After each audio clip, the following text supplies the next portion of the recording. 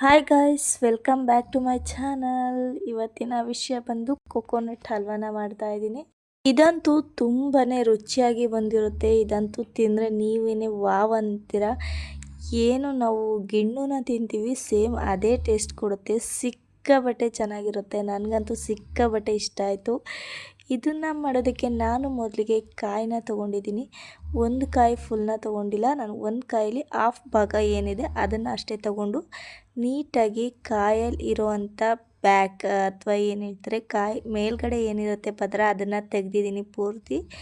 So brownie ಆಗಿ ಏನಿರುತ್ತೆ ಅದನ್ನು ಮಾತ್ರ ತೆಗೆದು ಮಿಕ್ಕಿರೋ ಅಂಥ ಕಾಯಿಗಳನ್ನ ಚಿಕ್ಕ ಚಿಕ್ಕ ಪೀಸಾಗಿ ಕಟ್ ಮಾಡಿ ಹಾಕೋತಾ ಇದ್ದೀನಿ ಮಿಕ್ಸಿ ಜಾರ್ಗೆ. ಸೊ ಅದ್ರ ಜೊತೆಗೆ 2 ಏಲಕ್ಕಿನ ತೊಗೊಂಡಿದ್ದೀನಿ. ವೆರಿ ಟೇಸ್ಟಿ ಆ್ಯಂಡ್ ವೆರಿ ಕ್ವಿಕ್ಕಾಗಿ ಆಗೋಂಥ ರೆಸಿಪಿ ಇದು. ಬೇಗ ಬೇಗ ಮಾಡಿಕೊಂಡು ಬೇಗ ಬೇಗ ತಿನ್ಬೋದು. ಯಾರು ಬೇಕಾದ್ರೂ ತಿನ್ಬೋದು. ಅಷ್ಟು ರುಚಿಯಾಗಿರೋಂಥ ರೆಸಿಪಿ ಇದು ಅಂತೆಲ್ಲ ಹೇಳೋದಕ್ಕೆ ಇಷ್ಟಪಡ್ತೀನಿ. ಆ್ಯಂಡ್ ತುಂಬಾ ರುಚಿಯಾಗಿರುತ್ತೆ. ಇದೇನಿದೆ coconut is very healthy food. ಇದು ಯಾರು ಬೇಕಾದ್ರೂ ತಿನ್ಬೋದು. ಎಂಥವ್ರಿಗೂ ಕೊಟ್ಟರು ರುಚಿ ಅದ್ಭುತವಾಗಿರುತ್ತೆ. ಇದನ್ನು ನೀವು ಒಂದ್ಸರಿ ಮಾಡಿ ನಿಮ್ಮ ಮನೇಲಿ ಟ್ರೈ ಮಾಡಿ ಅಂತ ಹೇಳೋದಕ್ಕೆ ಇಷ್ಟಪಡ್ತೀನಿ. ಆ್ಯಂಡ್ ನೆಕ್ಸ್ಟ್ ಇದನ್ನು ಮಾಡೋದಕ್ಕೆ ನಾನು ಕೊಕೊನಟ್ನ ಹಾಕ್ಕೊಂಡಿದ್ದೀನಿ. ಅದ್ರ ಜೊತೆಗೆ ಅರ್ಧ ಕಪ್ ಆಗೋಷ್ಟು ಸಕ್ಕರೆನ ಹಾಕ್ಕೋತಾ ಇದ್ದೀನಿ. ನಾನು ಇಲ್ಲಿ ರುಚಿಗೆ ತಕ್ಕಷ್ಟು ಶುಗರ್ನ ಆ್ಯಡ್ ಮಾಡ್ಕೋತಾ ಇದ್ದೀನಿ. ನಿಮಗೆ ಜಾಸ್ತಿ ಬೇಕು ಅನಿಸಿದರೆ ನೀವು ಜಾಸ್ತಿ ಶುಗರ್ನ ಹಾಕೋಬೋದು. ಬಟ್ ನಾನಿಲ್ಲಿ ನನಗೆ ಎಷ್ಟು ಶುಗರ್ ಬೇಕು ಅನಿಸುತ್ತೆ ಅಷ್ಟನ್ನು ನಾನು ಹಾಕ್ಕೋತಾ ಇದ್ದೀನಿ. ಸೊ ಕಾಯಿ, ಏಲಕ್ಕಿ, ಶುಗರ್ನ ಹಾಕಿ 1 ಗ್ಲಾಸ್ ನೀರನ್ನ ಹಾಕಿ ಮಿಕ್ಸಿ ಜಾರಲ್ಲಿ ಗ್ರೈಂಡ್ ಮಾಡ್ಕೋತಾ ಇದ್ದೀನಿ. ಸೊ ಗ್ರೈಂಡ್ ಮಾಡಿ ಇದನ್ನು ನೀಟಾಗಿ ಶೋಧಿಸ್ಕೋಬೇಕಾಗತ್ತೆ. ಏಕೆಂದರೆ ನಮಗೆ ಈ ರೆಸಿಪಿ ಮಾಡೋದಕ್ಕೆ ಕೊಕೊನಟ್ ಹಾಲು ಬೇಕಾಗತ್ತೆ. ಸೊ ಕಾಯಿ ಹಾಲು ಅಂತ ಏನು ಹೇಳ್ತೀವಿ, ಸೊ ಅದು ಬೇಕಾಗತ್ತೆ ನಮಗೆ. ಸೊ ಹಾಗಾಗಿ ನಾನು ಕೊಕೊನಟ್ ಹಾಲನ್ನ ರೆಡಿ ಮಾಡ್ಕೋತಾ ಇದ್ದೀನಿ. ಕಾಯಿ ಹಾಲನ್ನ ಮಿಕ್ಸಿಲಿ ರುಬ್ಬಿ ಶೋಧಿಸಿ, ಆ ಶೋಧಿಸಿರೋವಂಥ ಕಾಯಿ ಏನಿದೆ ಅದನ್ನು ಕೂಡ ವೇಸ್ಟ್ ಮಾಡ್ತಾಯಿಲ್ಲ, ಅದನ್ನು ಕೂಡ ಬಳಸ್ತಾ ಇದ್ದೀವಿ. ಸೊ ಅದನ್ನು ನೀಟಾಗಿ ಹಾಲೇನಿದೆ ಎಲ್ಲ ಪೂರ್ತಿಯಾಗಿ ತೆಗೆದು ಒಂದು ಬೌಲಲ್ಲಿ ಎತ್ತಿಟ್ಕೋತಾ ಇದ್ದೀನಿ. ಸೊ ನನಗಿಲ್ಲಿ ಹಾಲು ತುಂಬಾ ಜಾಸ್ತಿನೇ ಬೇಕು ಸ್ವಲ್ಪ. ಸೊ ಹಾಗಾಗಿ ನಾನು 1 ಬೌಲ್ ಫುಲ್ ಹಾಲನ್ನ ಮಾಡ್ಕೊಂಡಿದ್ದೀನಿ. ಸೊ ನಿಮಗೆ ಯಾವ ರೀತಿ ಎಷ್ಟು ಬೇಕು, ಎಷ್ಟು ಜನಕ್ಕೆ ಮಾಡ್ತೀರಾ ಅನ್ನೋದ್ರ ಮೇಲೆ ಡಿಪೆಂಡ್ ಆಗಿರುತ್ತೆ. ಈ ಕೊಬ್ಬರಿನ ಮತ್ತು ನೀವು ಸಾಂಬಾರಿಗೆ ಕೂಡ ಯೂಸ್ ಮಾಡ್ಬೋದು ಅಥವಾ ಯಾವುದೇ ರೀತಿ ಪಲ್ಯಗಳಿಗೂ ಯೂಸ್ ಮಾಡ್ಬೋದು. ಸೊ ಕಾಯಿನ ಈಗ ತೆಗ್ದು ಇಟ್ಕೊಂಡಿದ್ದೀನಿ ಒಂದು ಬೌಲಲ್ಲಿ. ಇನ್ನು ಕೊಬ್ಬರಿ ಏನಿದೆ ಇದು ತುಂಬಾ ಶಕ್ತಿಯನ್ನು ಕೊಡುತ್ತೆ ನಮ್ಮ ಬಾಡಿಗೆ. ಚಳಿಗಾಲದಲ್ಲಿ ಈ ಕಾಯಿ ಏನು ತಿಂತೀವಿ ಅದು ನಮಗೆ ಹೆಲ್ದಿ ಫುಡ್ ಅಂತಲೇ ಹೇಳ್ಬೋದು. ಇನ್ನು ಈ ರೆಸಿಪಿ ಮಾಡೋದಕ್ಕೆ ಮೇಯ್ನ್ ಇಂಗ್ರೀಡಿಯೆಂಟ್ ಇನ್ನೊಂದು ಏನಪ್ಪ ಅಂದರೆ ಅದು ಕಾರ್ನ್ಫ್ಲೋರ್ ಈಸ್ ವೆರಿ ಇಂಪಾರ್ಟೆಂಟ್. ಏನು ಮಾಡ್ತೀವಿ ಸ್ವೀಟು, ಇದಕ್ಕೆ ಕಾರ್ನ್ಫ್ಲೋರ್ ತುಂಬಾ ಇಂಪಾರ್ಟೆಂಟ್ ಆಗುತ್ತೆ. ಸೊ ಈಗ ಕಾರ್ನ್ಫ್ಲೋರ್ ಏನಿದೆ ಅದನ್ನು ಕೂಡ ಎತ್ತಿಟ್ಕೊಂಡಿದ್ದೀನಿ ನಾನು. ಸೊ ಇನ್ನು ಕಾಯಿ ಹಾಲು ಕೂಡ ಎಲ್ಲ ರೆಡಿಯಾಗಿದೆ. ಅದನ್ನು ಮಾಡೋದಕ್ಕೆ ನಾನೀಗ ಒಂದು ಪಾತ್ರೆನ ತಗೊಂಡು ಅದನ್ನು ಬಿಸಿ ಆದಮೇಲೆ ಕಾಯಿ ಹಾಲಲ್ಲಿ 3/4 ಕಪ್ ಕಾಯಿ ಹಾಲನ್ನ ಹಾಕ್ಕೊಂಡು ಇನ್ನು 1/4 ಕಪ್ ಕಾಯಿ ಹಾಲನ್ನ ಇಟ್ಕೊಂಡಿದ್ದೀನಿ. ಸೊ ಏನಕ್ಕೆ ಅಂದರೆ ಕಾರ್ನ್ಫ್ಲೋರ್ ಏನಿದೆ ಅದನ್ನು ಮಿಕ್ಸ್ ಮಾಡಬೇಕಾಗತ್ತೆ ಲಾಸ್ಟಲ್ಲಿ. ಸೊ ಹಾಗಾಗಿ ನಾನು 3/4 ಕಪ್ ಹಾಲನ್ನ ಹಾಕಿ ಒಂದು ಪಾತ್ರೆಯಲ್ಲಿ ಸ್ಟವ್ ಹಚ್ಚಿ ಬಿಸಿ ಮಾಡ್ತಾಯಿದ್ದೀನಿ. ಸೊ ಇದನ್ನು ನಾನು ಎಲ್ಲೂ ಕೈ ಬಿಡ್ತಾಯಿಲ್ಲ. ಸೊ ಕೈ ಬಿಟ್ಟರೆ ಇದು ಒಡೆಯೋ ಅಂಥ ಚಾನ್ಸಸ್ ಇರುತ್ತೆ. ಮತ್ತು ಇದೊಂಥರ ಮೇಲ್ಮೇಲೆ ಕಾಯಿ ಪದರದ ಥರ ಬರೋ ಥರ ಇರುತ್ತೆ. ಸೊ ಆ ಥರ ಮಾಡ್ತಾಯಿಲ್ಲ ನಾನಿಲ್ಲಿ ಅದಕ್ಕೇ. ಸೊ ಕೈ ಬಿಡ್ದೇ ತಿರುಗಿಸ್ತಾನೆ ಇರ್ತೀನಿ. ಸೊ ಇದೇನಿದೆ ಇದೊಂದು 10 ಮಿನಿಟ್ಸಲ್ಲಿ ಕಂಪ್ಲೀಟಾಗಿ ಆಗೋಗ್ಬಿಡುತ್ತೆ ಸ್ವೀಟು. ವೆರಿ ಈಸಿ ಆ್ಯಂಡ್ ಟೇಸ್ಟಿಯಾಗಿ ಬಂದಿರುತ್ತೆ. ಇನ್ನು ಈ ರೆಸಿಪಿಗೆ ನಿಮ್ಗೇನಾದರೂ ಶುಗರ್ ಕಮ್ಮಿ ಆಗಿದೆ ಅಂತ ಕಾಯಿ ಹಾಲಲ್ಲಿ ಏನಾದ್ರು ಅನಿಸಿದ್ರೆ ಈಗ ಏನು ಹಾಲು ಕುದೀತಾ ಇದೆ ಈ ಟೈಮಲ್ಲಿ ಶುಗರ್ನ ನೀವು ಆ್ಯಡ್ ಮಾಡಿದ್ರೆ ಸೊ ಅದು ನೀಟಾಗಿ ಶುಗರ್ ಅಬ್ಸಾರ್ವ್ ಆಗುತ್ತೆ, ಹಾಲು ಜೊತೆ ಮಿಕ್ಸ್ ಆಗುತ್ತೆ, ನೀಟಾಗಿ ಮಿಕ್ಸ್ ಆಗಿ ನೀಟಾಗಿ ಒಂದು ಸ್ವೀಟ್ನೆಸ್ ಕೊಡುತ್ತೆ. ಸೊ ನಿಮ್ಗೆ ಆವಾಗ ಮಿಕ್ಸಿ ಜಾರಿಗೆ ಏನಾದ್ರು ಶುಗರ್ ಹಾಕೋದು ಮಿಸ್ ಆಯಿತು ಅಂದರೆ ಸೊ ಇವಾಗ ಕೂಡ ಹಾಲು ಕಾಯ್ತಾ ಇದೆಯಲ್ವ, ಕಾಯೋ ಪಾತ್ರೆ ಒಳಗೇ ಹಾಲು ಹಾಕಿ ಮಿಕ್ಸ್ ಮಾಡ್ಬೋದು. ಯಾವುದೇ ರೀತಿ ತೊಂದರೆ ಇಲ್ಲ. ಇನ್ನು ಈ ಕಡೆ ಬಂದರೆ ನಾನು ಕಾರ್ನ್ಫ್ಲೋರ್ ಏನು ತೊಗೊಂಡಿದ್ದೀನಿ ಮತ್ತು ಕಾಯಿ ಹಾಲು ಏನು ಎತ್ತಿಟ್ಕೊಂಡಿದ್ದೀನಿ ಸೊ ಅದನ್ನು ಕೂಡ ನೀಟಾಗಿ ಹಾಕಿ ಮಿಕ್ಸ್ ಮಾಡ್ಕೋತಾ ಇದ್ದೀನಿ. ಸೊ ನಾನು ಎಷ್ಟು ಸ್ಪೂನ್ ಹಾಲಿಗೆ 1/4 ಕಪ್ ಹಾಲಿಗೆ ನಾನು 3 ಟೇಬಲ್ ಸ್ಪೂನಷ್ಟು ಕಾರ್ನ್ಫ್ಲೋರ್ನ ಹಾಕಿ ನೀಟಾಗಿ ಮಿಕ್ಸ್ ಮಾಡ್ಕೊಂಡಿದ್ದೀನಿ. ಸೊ ಎಲ್ಲೂ ಒಂಚೂರು ಗಂಟಿಲ್ಲ ನೋಡಿ, ಆ ರೇಂಜಿಗೆ ಮಿಕ್ಸ್ ಮಾಡಿದ್ದೀನಿ. ಯಾಕೆಂದರೆ ಒಂಚೂರು ಗಂಟಾದ್ರೂ ಫುಲ್ ತಿಂಡಿನೇ ಹಾಳಾಗ್ಬಿಡುತ್ತೆ. ನಾವೇನು ಮಾಡ್ತಾಯಿದ್ದೀವಿ ಅದೇ ಫುಲ್ ಕೆಟ್ಟೋಗ್ಬಿಡುತ್ತೆ. ಸೊ ಹಾಗಾಗಿ ಎಲ್ಲೂ ಯಾವುದೇ ರೀತಿ ಗಂಟುಗಳಾಗಬಾರ್ದು, ಮತ್ತು ಈ ಕಡೆ ಹಾಲು ಕೂಡ ಯಾವುದೇ ರೀತಿ ಡ್ಯಾಮೇಜ್ ಆಗಬಾರ್ದು. ಸೊ ಎರಡನ್ನೂ ಬ್ಯಾಲೆನ್ಸ್ ಮಾಡಿ ನಾವು ಮಾಡಬೇಕಾಗತ್ತೆ. ತುಂಬಾ ರುಚಿಯಾಗಿ ಬರುತ್ತೆ ಈ ಸ್ವೀಟ್ ಅಂತೂ. ಸಿಕ್ಕಾಪಟ್ಟೆ ಇಷ್ಟಪಟ್ಟು ತಿಂತಾರೆ.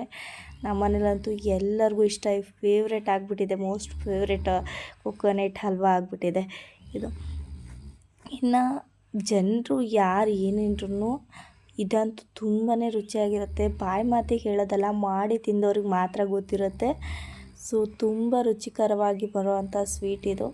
ಸೊ ಏನಿದೆ ಕಾರ್ನ್ಫ್ಲೋರ್ ಮತ್ತು ಕಾಯಿ ಹಾಲು ಏನು ಮಿಕ್ಸ್ ಮಾಡಿದ್ದೀವಿ, ಸೊ ಅದು ಈ ಕಾಯಿ ಹಾಲು ಪಾತ್ರೆಯಲ್ಲಿ ಏನು ಕುದೀತಾ ಇದೆ ಆ ಪಾತ್ರೆಯಲ್ಲಿ ಹಾಕಿ ನಿಧಾನಕ್ಕೆ, ಸೊ ಕೈ ಬಿಡ್ದೇ ನೀಟಾಗಿ ತಿರುವು ಹಾಕ್ತಾ ಇರಬೇಕು. ಸೊ ಇದನ್ನು ನೀಟಾಗಿ ಮಿಕ್ಸ್ ಮಾಡಿದಷ್ಟು ನೀಟಾಗಿ ಸ್ವೀಟ್ ಬರುತ್ತೆ. ಆ್ಯಂಡ್ ಎಷ್ಟು ಒಂದು ಗಾಜಿನ ಪಾತ್ರೆ ಥರನೇ ಅನಿಸುತ್ತೆ, ಏಕೆಂದರೆ ಅಷ್ಟು ಪ್ಯೂರ್ ಇದೆ. ಸೊ ಯಾವುದೇ ರೀತಿ ತೊಂದರೆ ಇಲ್ಲ, ಅಷ್ಟು ಈಸಿ ಆ್ಯಂಡ್ ವೆರಿ ಟೇಸ್ಟಿಯಾಗಿ ಬಂದಿರುತ್ತೆ. ಇದಂತೂ ಸಾಫ್ಟ್ನೆಸ್ ಅಷ್ಟು ಸಾಫ್ಟಾಗಿರುತ್ತೆ, ಅಷ್ಟು ರುಚಿಕರವಾಗಿ ಬಂದಿರುತ್ತೆ ಈ ಸ್ವೀಟ್ ಅಂತೂ. ನನಗಂತೂ ಪರ್ಸ್ನಲಿ ಸಿಕ್ಕಾಪಟ್ಟೆ ಇಷ್ಟ ಆಯಿತು. ಇನ್ನು ನಮ್ಮ ಅಕ್ಕನ ಮಕ್ಕಳು ಬಂದಿದ್ದರು, ಸೊ ಅವರಿಗೂ ಕೂಡ ಸಿಕ್ಕಾಪಟ್ಟೆ ಇಷ್ಟ ಆಯಿತು. ನಮ್ಮ ಅಕ್ಕನೂ ಕೂಡ ತಿಂದು ಸಿಕ್ಕಾಪಟ್ಟೆ ಖುಷಿಪಟ್ಟಳು, ಅಷ್ಟು ಚೆನ್ನಾಗಿರೋಂಥ ಸ್ವೀಟ್ ಇದು. ಸೊ ಕೆಲವ್ರಿಗೆ ಸ್ವೀಟ್ ಅಷ್ಟಿಷ್ಟ ಆಗಲ್ಲ, ಬಟ್ ಇದನ್ನು ತಿಂದರೆ ಖಂಡಿತ ತಿಂದೇ ಇದ್ದವ್ರು ಕೂಡ ಈ ಸ್ವೀಟ್ನ ತಿಂತಾರೆ ಅಂತ ಹೇಳೋದಕ್ಕೆ ಇಷ್ಟಪಡ್ತೀನಿ. ಇನ್ನು ಈ ಸ್ವೀಟ್ ಏನಿದೆ ಇದು ನೀಟಾಗಿ ಮಿಕ್ಸ್ ಮಾಡ್ತಾನೆ ಇರಬೇಕು, ಯಾವುದೇ ಕಾರಣಕ್ಕೂ ಕೈ ಬಿಡೋ ಹಾಗಿಲ್ಲ.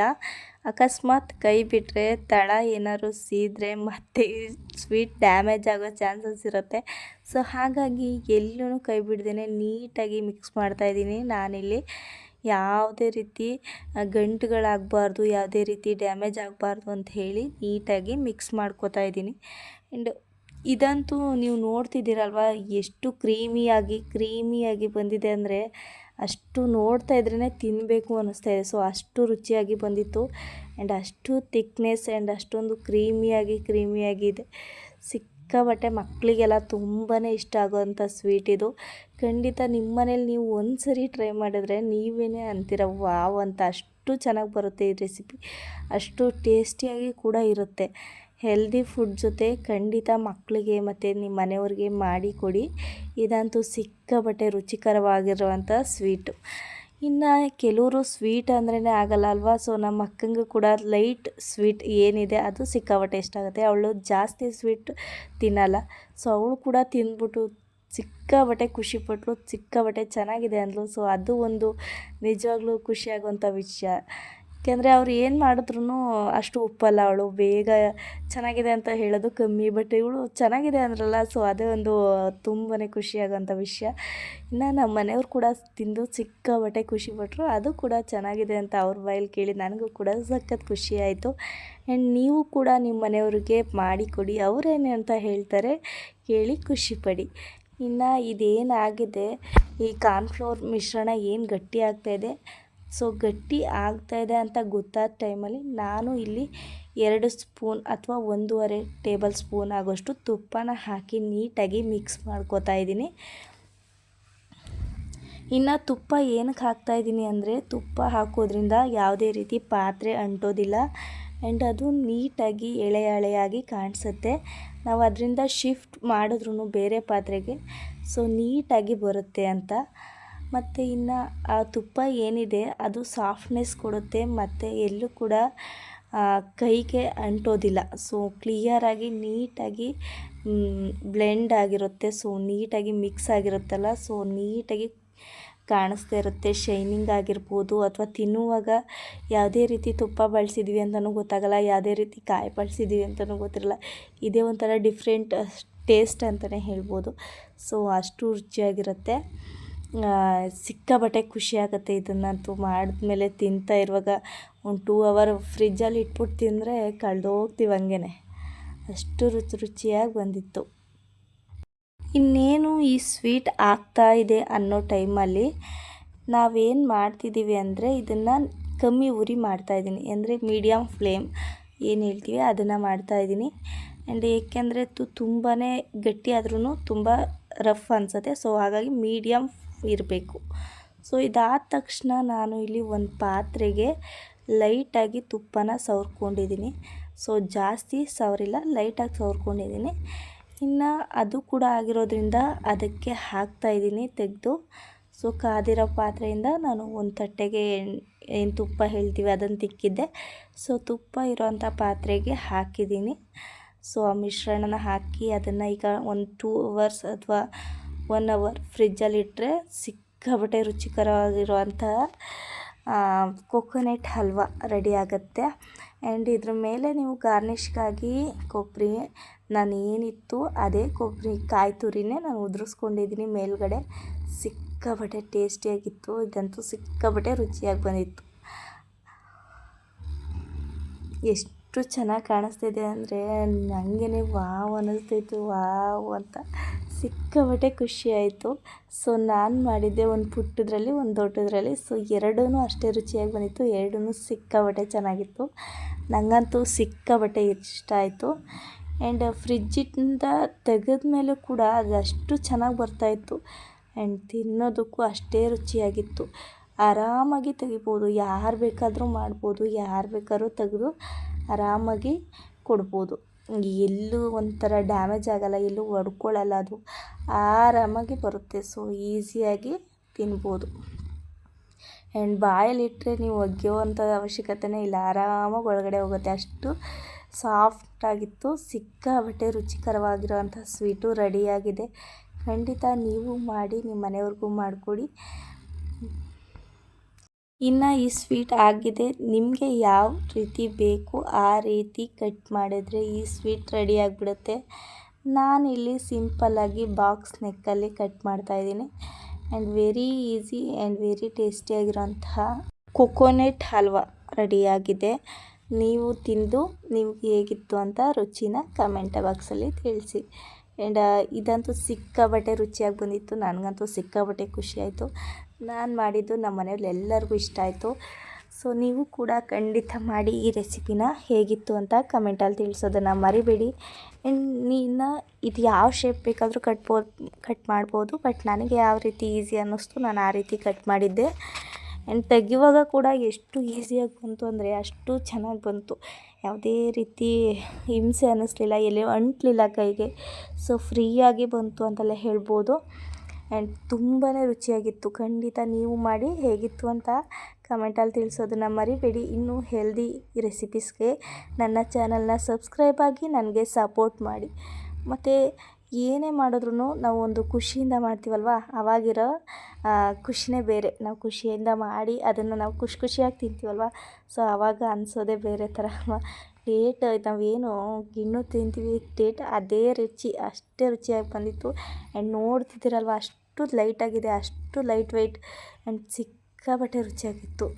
ಆ್ಯಂಡ್ ಕೈಯಲ್ಲಿ ಮುಟ್ಟೋದಕ್ಕೇ ಸಾಫ್ಟಾಗಿ ಬಾಯಲ್ಲಿಟ್ಟರೆ ಕರ್ಗಿ ಹೋಗೋ ಥರ ಇತ್ತು. ಸಿಕ್ಕಾಪಟ್ಟೆ ಇಷ್ಟ ಆಯಿತು ನನಗಂತೂ.